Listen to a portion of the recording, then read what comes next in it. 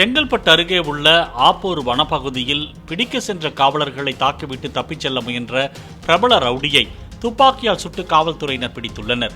17 வழக்குகள் நிலுவையில் உள்ளதால் செங்கல்பட்டை சேர்ந்த அசோக்கை காவல்துறையினர் கைது செய்ய முயன்ற போது இந்த சம்பவம் நடைபெற்றதாகவும், காயமடைந்த அசோக்கிற்கு செங்கல்பட்டு அரசு மருத்துவமனையில் சிகிச்சை அளிக்கப்படுவதாகவும் காவல்துறையினர் கூறியுள்ளனர்.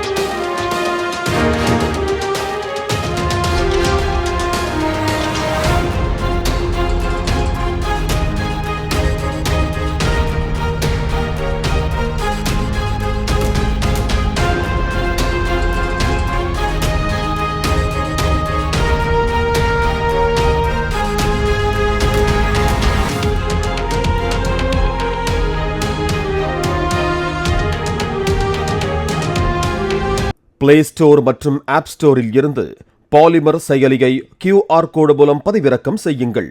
செய்திகளை உடனுக்குடன் பெறுங்கள்.